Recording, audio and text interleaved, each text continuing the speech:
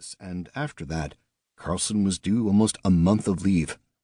Nevertheless, she knew her duty and had no intention of leaving without checking out these 2 planets to see what metals were held in their crusts. They still had the Resource Base Establishment dropship in the cargo bay, a kilometer worth of men and machinery ready to be deployed wherever there was enough metal to make it worthwhile.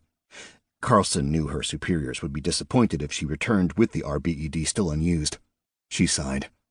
"We are closest to the largest planet. Let's get that one out of the way first. Ensign, can you give me a detailed sweep of the surface, please? I need a topographical and atmospheric scan." "Yes, sir," Lynch replied.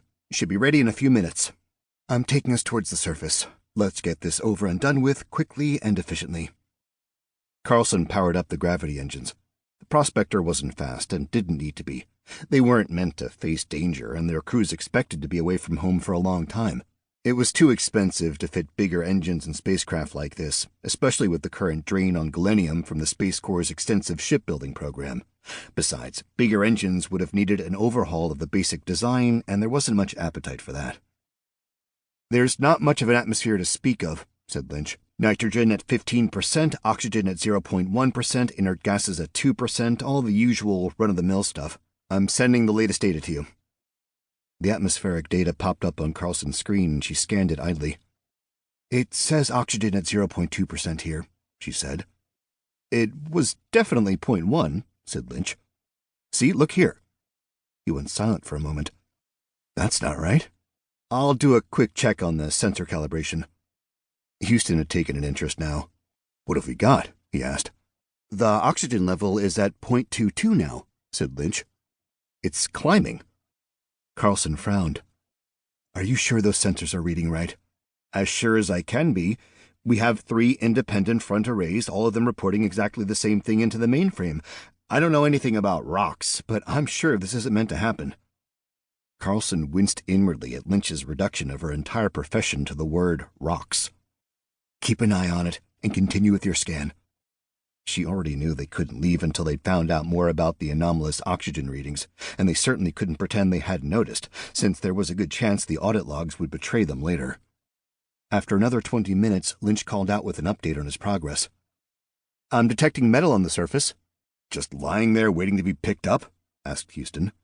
He realized he'd sounded a bit harsh. "Sorry." "Not metal ore, sir," said Lynch. "A metal object of some type." "Have there been reports of missing spacecraft in the area?" asked Carlson. "None that I'm aware of," said Houston. "We're definitely not at war with the ghasts anymore, are we?" asked Lynch. "Our instructions are to report any sightings, but hostilities are at a temporary end," said Carlson. "If those are ghasts down there, we should take a look and confirm. What size is the object?" She'd also been given instructions to watch out for anything else unrecognized, gassed or otherwise. Her superiors hadn't given specifics and had warned that the information was top secret. "I'd say it's more than a kilometer to each side and nearly as much tall. The mainframe's estimation is that it's regular like a pyramid, rather than anything spacecraft-shaped. The oxygen's up to 0.3. Do you want me to have a guess at something, Captain?" asked Lynch. "Fire away, Ensign." "The atmospheric levels of oxygen aren't uniform. In fact, they're almost at 0 across much of the surface. They're at their greatest intensity within a few thousand clicks of the object, like it's throwing out oxygen." "Get on the comms," said Carlson at once. "Highest priority message to the base on Atlantis." Lynch made a few gestures across the panel. An expression of worry appeared that he made no effort to disguise. "I'm getting nothing on the comms, sir," he said. "Not even static." Carlson chewed her lip. Something was wrong, and she knew she had to act quickly. "Take us to light speed," she said. "Immediately." "Right you are, sir," said Lynch. "It's going to be a few minutes until we can launch." With a feeling of dread, Carlson turned the nose of the Lupus away from the planet. She wanted to put some distance between her ship and the surface object while the deep fission engines got ready. "There's something heading towards us," said Lynch. "It's coming directly from the planet's surface at about 2,000 clicks per second. Our sensors are struggling to pick it up at that speed." "What is it?" asked Carlson. "How did you miss it?" "We're a prospector, sir, not a warship. Our equipment doesn't see everything," said Lynch. "It's over 2 clicks in length." "How long until it can fire?" asked Carlson.